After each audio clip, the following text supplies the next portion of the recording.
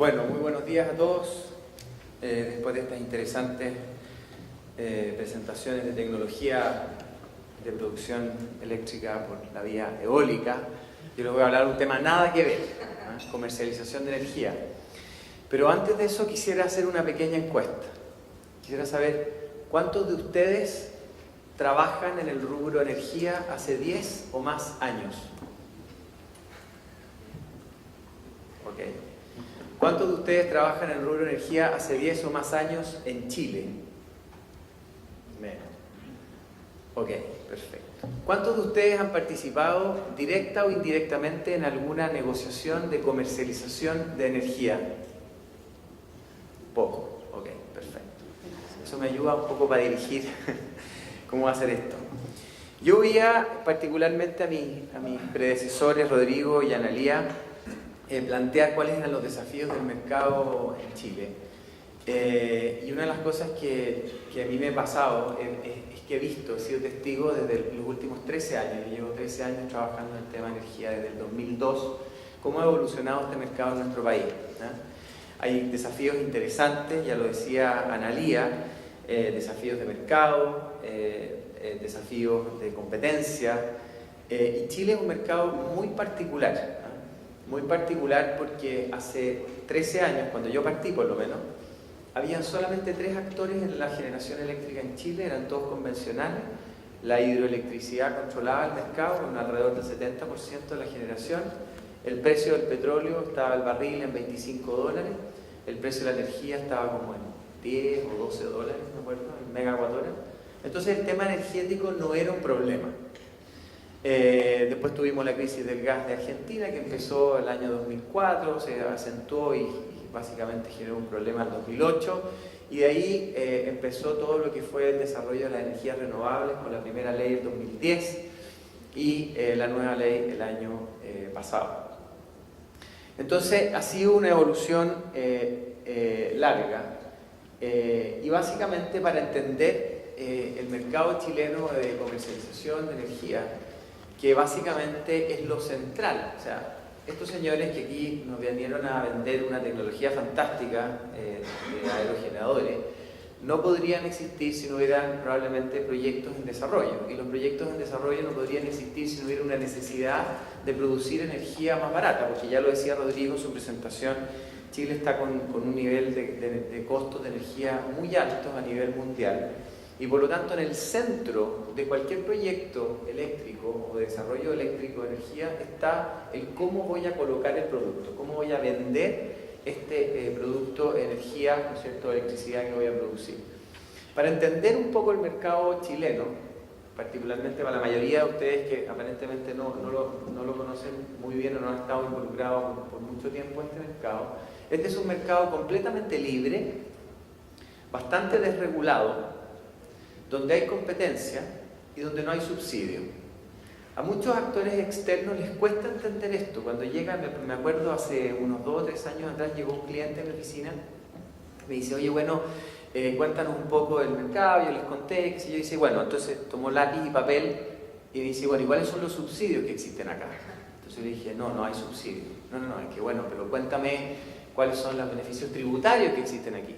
No hay beneficios tributarios acá. Bueno, pero entonces cuéntame, tú no me entiendes, ¿cómo nosotros vamos a venir acá?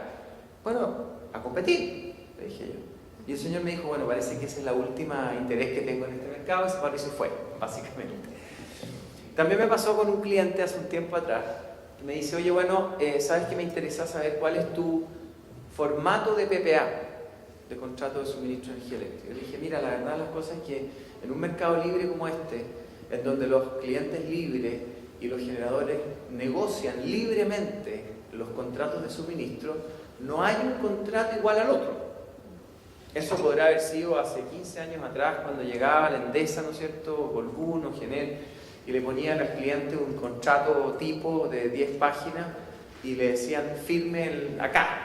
Y el gerente de abastecimiento de la compañía industrial firmaba, donde le ponían la línea para firmar. Y ese era todo el nivel de sofisticación que existía en la comercialización de energía.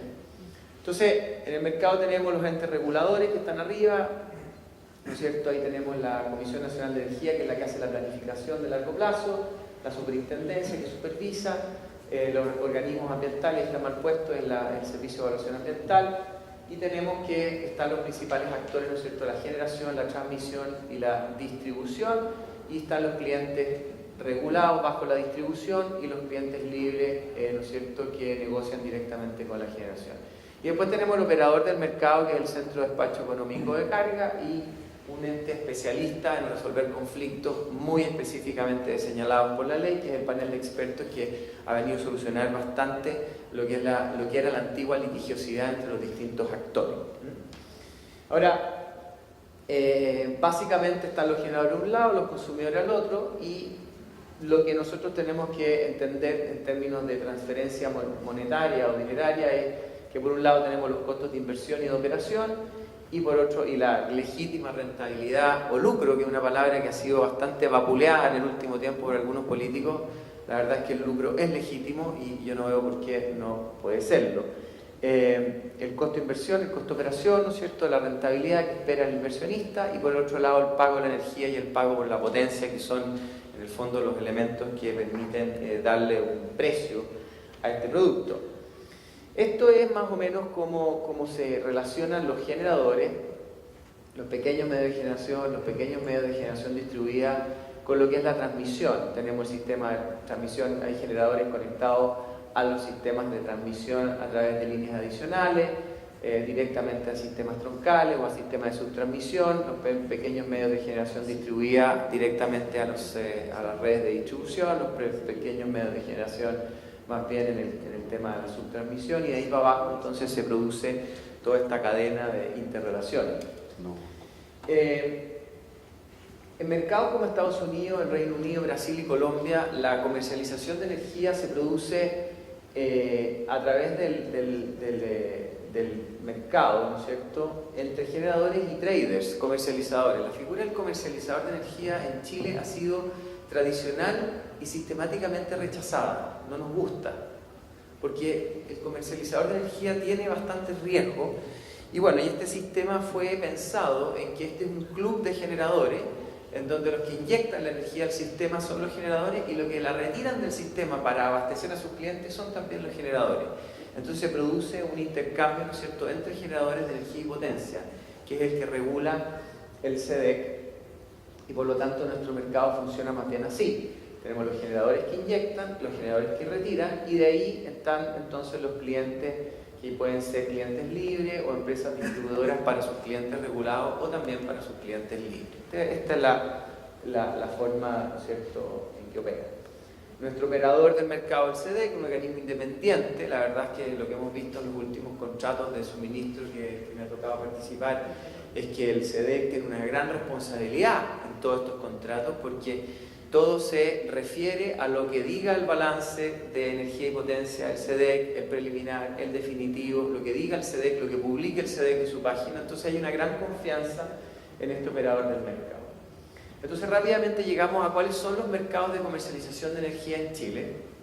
Y tenemos en primer lugar que los generadores intercambian energía en el mercado spot. Hay generadores que están excedentarios, que inyectan más energía de la que retiran para sus clientes, y otros que son deficitarios, que retiran más energía de la que inyectan. Por lo tanto, se produce ahí un mercado spot en donde no hay simplemente no hay contrato. Están los PPAs con los clientes no regulados, están los PPAs con las compañías de distribución para sus clientes no regulados, para sus clientes regulados, que eso se hace a través de las famosas licitaciones, que hemos visto que han estado muy activas en el último tiempo. Y están los PPAs con las compañías distribuidoras para sus clientes no regulados. Están los PPAs entre generadores, que son básicamente PPAs de respaldo, que hemos visto también que operan. Existen, desde el punto, estos son los 5 mercados, y ahora existen, por supuesto, todo tipo de combinaciones, ¿no es cierto?, de las anteriores, y las nuevas tendencias, que son los hedging instruments o los contratos por diferencia, que han empezado a surgir con cierta fuerza y que tienen un atractivo importante. Entonces, como ustedes ven, existen 5 mercados principales y existen distintas formas de negociación. Cuando yo empecé en 2002 a trabajar en energía, había, digamos, estaban estos 5 mercados, pero como les digo, Los contratos no eran negociables, era toda una cosa media impuesta, eran contratos como de adhesión, como los de la compañía de teléfono, que uno llegaba y le hacían firmar el contrato y empezaba el suministro. Porque el tema precio no era tema. Pero cuando el precio se empezó a transformar en tema, hemos visto en los últimos 5 años particularmente una creciente sofisticación de los clientes en lo que es la negociación de sus contratos de suministro a largo plazo. Ustedes lo han visto y les ha tocado en carne propia ver cómo las compañías mineras se han sofisticado y han contratado especialistas y se han hecho asesorar, ¿no es cierto?, para negociar con los generadores de mejor forma. Cómo las empresas industriales han hecho lo propio. Entonces, este es un mercado que se ha ido sofisticando crecientemente, que se ha ido complejizando y naturalmente ha empezado a surgir nuevas tendencias de cómo comercializar la energía, porque como le dije yo a un cliente hace un tiempo atrás, le dije, mira, la clave en el mercado chileno es ser tremendamente creativo. Si tú vienes acá y le propones a un cliente firmar un contrato de PPA de 20 años plazo, sin cláusula de salida, sin cláusula de revisión, donde todo el riesgo se lo lleva el cliente, no vas a firmar ningún PPA hoy día. Tú tienes que ser creativo, tienes que proponerle soluciones, tienes que transferirle ciertos riesgos, pero también probablemente para ser competitivo vas a tener que asumir ciertos riesgos. Y eso es lo que ha hecho que los contratos hoy día de PPA se transformen en cosas únicas que van variando caso a caso y que en el fondo van generando nuevas tendencias, como ya se los mencioné. No los voy a latear con esto, pero básicamente ya lo hemos conversado. Me voy a referir más bien a los PPA. Dice que tuve en una, y aquí voy a hacer una crítica a la Comisión Nacional de Energía. Tuve una reunión hace una semana atrás con la Comisión Nacional y se nos enrostró que un cliente nuestro estaba transfiriendo las acciones de su compañía desarrolladora de un proyecto que había sido adjudicatario en la licitación del año pasado. Y el secretario ejecutivo me dice, mira, esto es una forma de evadir y de eludir la licitación. Y le dije, ¿por qué? Porque ustedes están especulando. Dije, ¿cómo especulando? Nosotros desarrollamos un proyecto, lo pusimos en operación, nos generamos, nos trabajamos intensamente, invertimos recursos y resulta que nos adjudicamos un contrato en la licitación y ahora nuestro modelo de negocio indica que le vamos a transferir las acciones de esa compañía a un tercero después de que este proyecto esté construido, etcétera, etcétera. Y se molestaron en la Comisión Nacional de Energía. Yo le dije, mira, el mercado hoy día competitivo que existe y el éxito de la licitación que tuvimos el año pasado es precisamente porque hay apertura y no porque esta cuestión está manejada entre unos pocos. Y si tú restringes y estableces, por ejemplo, prohibiciones de cambio de control en los contratos con las distribuidoras, tú lo que vas a hacer es restringir aún más la posibilidad de que participen actores nuevos, actores que están ingresando al mercado. Entonces, ojo con eso. Los contratos los contratos de PPA en general tienen elementos comerciales y, como veremos, también elementos legales, que es donde naturalmente yo puedo aportar. Comerciales, algo entiendo, pero ustedes son los que tienen que negociar. Y naturalmente que los PPA, los elementos comerciales principales son cuál es el precio al cual yo voy a comercializar la energía y cuáles son las cláusulas de indexación. A veces uno mira las cláusulas de indexación como poco importantes, pero son bien relevantes. El otro día estábamos analizando con un cliente que si una oferta que tenía era indexada solamente al CPI americano, el precio de la energía era así. En cambio, si se indexaba el precio de la energía o una parte del precio al precio del petróleo, del gas, etc., el precio de la energía tendía a hacer una curva un poquito más suave. Entonces, dos competidores tenían precios de indexaciones que en el largo plazo se empezaban a separar y por lo tanto encarecían el contrato de uno respecto del de otro, en perjuicio naturalmente de las renovables. Entonces hay que tener presente cuestiones como esa. El tema del volumen naturalmente es relevante y aquí hay todo lo imaginable. Antiguamente los generadores o los clientes decían dame un bloque de energía y yo te daré un precio fijo por X cantidad de años. Hoy día, dada la intermitencia de las energías renovables, nos hemos tenido que poner creativos en qué vamos a ofrecer, qué volumen vamos a ofrecer, cuál es la combinación que vamos a hacer para que el cliente satisfaga sus necesidades de consumo.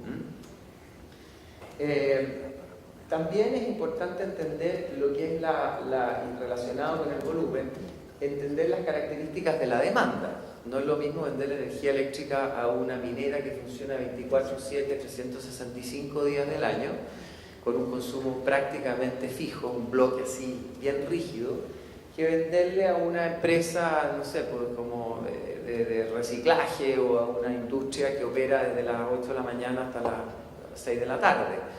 Entonces, en esto empezaron a surgir las distintas alternativas, lo que son la venta de bloques de energía, lo que es la venta de la producción de la planta, combinaciones de estos dos elementos y naturalmente que esto es muy relevante. También hay otros que siguen la curva de demanda del cliente, etc.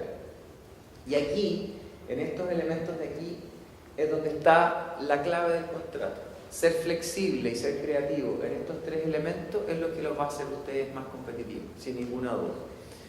El punto de entrega, ¿cómo se llama?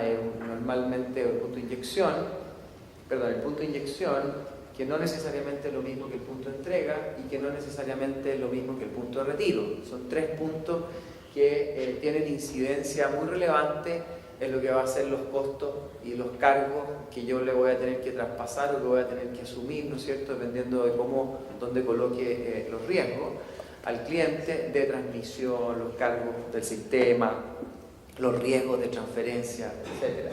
Entonces el punto de entrega y el punto de inyección y el punto de retiro son puntos que hay que definir muy requete contra bien en un contrato. Los cargos del sistema, también aquí hay cierto desconocimiento de algunos actores de cuáles son realmente los cargos que se le van a traspasar. Hoy día los clientes están bastante sofisticados, entienden muy bien esto y por lo tanto el tema de ponerle un pass-through al contrato, a veces el cliente se puede molestar un poco y hay que hacer un disclosure de cuáles son los cargos. Aquí también hay que ponerse ciertamente creativo porque a veces para ser más competitivo uno puede establecer ciertos techos, ¿no es cierto?, a los cargos que yo le voy a hacer pass-through al cliente. El tema del pago por los pagos por potencia, eso normalmente uno negocia un precio monómico de energía y potencia, o bien solamente energía y la potencia la paga el sistema. Esto ya hoy día está menos relevante. La fecha de inicio de suministro. Si yo me comprometo con una fecha de inicio de suministro y mi proyecto es un proyecto nuevo, bueno, ¿cuáles son los riesgos que estoy dispuesto a asumir? ¿Qué pasa si no llego a esa fecha de inicio de suministro? ¿Cómo le doy tranquilidad al cliente de que va a poder retirar energía del sistema? ¿Voy a asumir yo el riesgo del costo marginal o se lo voy a pasar al cliente? Todas esas son cuestiones que tienen que ver con la fecha de inicio de suministro. Y por último, la validez o término del contrato. Y en términos legales, las cláusulas más relevantes, diría yo, tienen que ver con cuáles son las condiciones precedentes que yo le voy a decir al cliente que van a operar para yo poder dar inicio al suministro. Y en esto también, obviamente, mientras más condiciones precedentes, menores posibilidades de firmar un PPA, mientras menos condiciones precedentes, más posibilidades de firmar un PPA. Es un tema de transferencia de riesgo. Los reps and warranties, cuáles son las garantías, las declaraciones que yo voy a hacer a mi cliente y las que él me va a hacer a mí. Todo lo que es el régimen de responsabilidad, los caps de responsabilidad, las multas y cómo operan. La cláusula de fuerza mayor. Aquí hay mucho paño que cortar, porque en un sistema naturalmente interconectado, un generador nunca necesariamente se encuentra en imposibilidad de entregarle energía a su cliente. Siempre, normalmente, a menos que haya un blackout que afecte desde tal hasta Puerto Montt en el SIC, ¿no es cierto?, y haga lo propio en el SIC, siempre va a haber energía en el sistema. Entonces los clientes normalmente dicen, no, usted no me puede transferir el riesgo de la fuerza mayor si es que hay energía en el punto de retiro. Y por el otro lado el cliente dice, oiga, pero es que yo no tengo por qué asumir el riesgo del marginal, yo le estoy entregando la energía que produce mi planta. Entonces aquí hay una gran discusión que se da en torno a la cláusula de fuerza mayor. Y otra gran discusión es lo que es la cláusula de cambios de ley, que es cómo nosotros podemos transferirle, ¿no es cierto?, como generadores al cliente los riesgos de cambio de ley que puedan tener incidencia en las compensaciones que yo recibo por el contrato, pensando que se trata de contratos de 10, de 12, de 15 años. También hay alguna resistencia en algunos clientes a incluir cláusulas que permitan o den apoyo, ¿no es cierto?, al project financing. Cuando uno está desarrollando un proyecto, nosotros como generadores queremos meter cláusulas que permitan a los bancos ejercer los stepping rights, que se llama, y meterse en los zapatos del generador en caso de un event of default, de una falla en el contrato de crédito. Entonces aquí también hay mucho, se producen algunas veces ciertas discusiones porque los clientes no quieren tener nada que ver con los bancos, no quieren tener que negociar con los bancos, no quieren tener que modificar los PPA en favor de los bancos, y los bancos se ponen a veces muy fregados, muy complicados a la hora de querer incorporar en los PPA ciertas provisiones. Entonces, hacer o producir un PPA bancable, como se le dice, o financiable, a veces se torna bastante complicado dependiendo de cuál es el cliente, y por eso es que uno, teniendo a lo mejor cierta flexibilidad en términos de precios, de volumen, de curva de demanda, de fuerza mayor, etcétera, puede darle mayor viabilidad a la hora de incorporar estas cláusulas y facilitar mucho más el financiamiento. Sí, perfecto. Y bueno, cláusula de terminación, y simplemente lo último son las garantías. Un contrato que ha estado bien interesante en el mercado, el contrato por diferencia, que básicamente el cliente le compra a un generador lo que es la producción de energía, como una forma de asumir o beneficiarse de los mayores o menores costos marginales en el sistema. Entonces, si el cliente negocia un precio a largo plazo razonable y los precios marginales están altos, se gana la diferencia, pero naturalmente asume el riesgo de los precios marginales bajos.